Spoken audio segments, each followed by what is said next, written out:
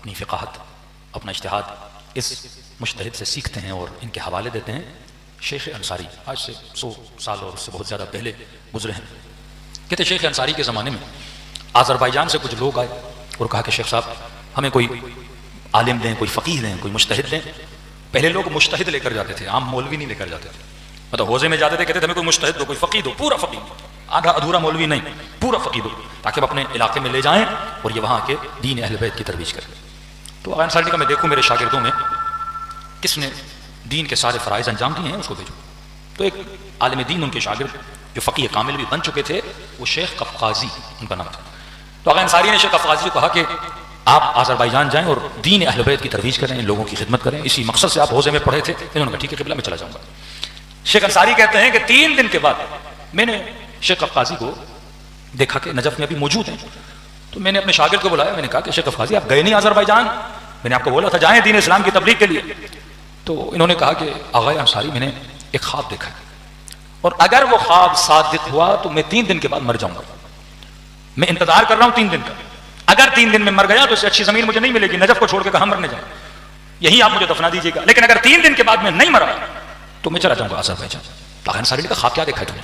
کہا قبلہ خواب دیکھا ہے میں مر گیا اور ملائک مجھے لینے آئے ہیں عالم برزخ میں، اور عالم برزخ میں ایک باغ ہے بڑا خوبصورت، اس کی خوشبو، اس باغ کی ہوائیں میں آپ کو بتا نہیں سکتا۔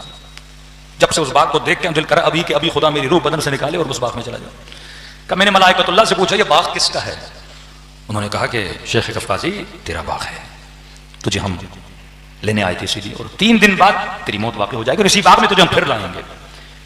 میں نے اللہ کا شکر ادا کیا کہ خدا نے عالم برزخ میں ایسا حسین باغ مجھے دیا ہے کہ تم نے علم حاصل کیا، دین کا علم حاصل کیا، باغ تمہارے لیے۔ کہ چلتا گیا اس باغ سے ایک دریچہ نکل رہا تھا کسی اور باغ کی طرف، میں دوسرے باغ میں داخل ہوا۔ کہا جب اس باغ کو دیکھا تو اس باغ کے سامنے میرے والا باغ چھوٹا سا باغیچہ تھا، اتنا بڑا باغ، اتنی خوشبوئیں، اتنے پھل اس باغ کے اندر۔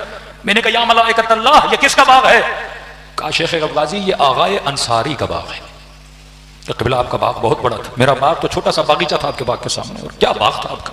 میں نے کہا الحق کہ یہ باغ شیخ انصاری کو ملنا چاہیے، اتنے بڑے متقی، اتنے بڑے زاہد، اتنے بڑے فقیہ، اتنے بڑے مجتہد، استاد المجتہدین ہیں، یہ حق ہے کہ ان کا باغ ہو۔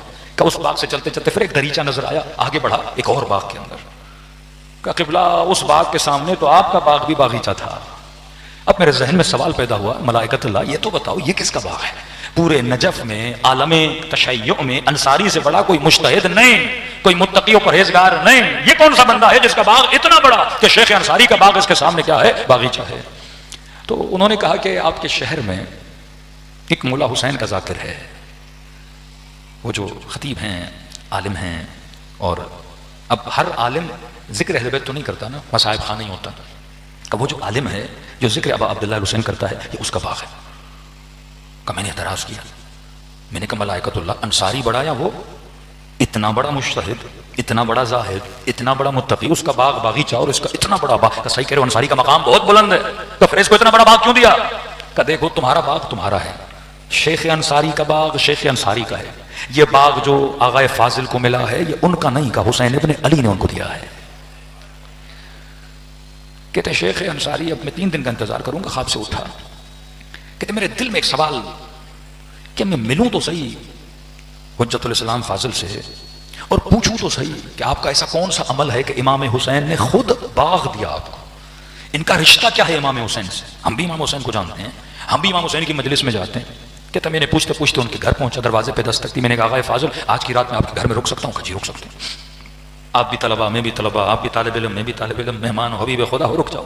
کہتا ان کے گھر میں بیٹھا، شام کا کھانا کھایا، اب دیکھ رہا ہوں یہ کام کیا کرتے ہیں، ان کی نماز کو میں نے چیک کیا، کون سا ذکر کر رہے ہیں، کون سا ورد کر رہے ہیں، میں دیکھوں تو صحیح وہ کون سی کنجی ہے ان کے پاس جس سے امام حسین نے اتنا بڑا باغ دیا۔ ابھی 3 دن ہے میرے پاس تاکہ میں بھی وہ عمل کروں اور باغیچے سے اتنا بڑا باغ اب عبداللہ حسین مجھے دے۔ کہتا ہے رات سونے کا وقت ہوا، انہوں نے کہا آپ سو جائیں قفقازی، میں بھی اپنے کمرے میں جا رہا ہوں۔ کہ وہ چلے گئے لیکن مجھے نیند نہیں آئی۔ میں نے کہا دیکھوں یہ رات کو اٹھ کے کرتے کیا ہے؟ کہتا پوری رات جاگتا رہا، وہ سوئے رہے، صبح کی اذان میں 2 گھنٹے تھے۔ میں نے دیکھا آغا فاضل اٹھے، کہتا جیسے اٹھے اپنی چارپائی سے اور بیٹھے، اور بیٹھتے ہی انہوں نے کہا السلام علیکہ یا ابا عبداللہ۔ کہ یہ کہہ کر زار و قطار انہوں نے رونا شروع کر دیا، کریا شروع کر دیا۔ کہ اٹھے وضو کے لیے گئے، وضو کر رہے ہیں اور کہنے السلام علیکہ یا ابا عبداللہ، روئے جا رہے ہیں، روئے جا رہے ہیں۔ مصلی عبادت پر آئے، اذان دی، اقامہ دیا، روئے جا رہے ہیں، نماز پڑھی روئے جا رہے ہیں. کہا صبح کی اذان کے بعد تک یہ امام حسین پہ گریا کرتا رہا. میں سمجھ گیا جس کا دل اس طرح حسین کے لیے تڑپتا رہے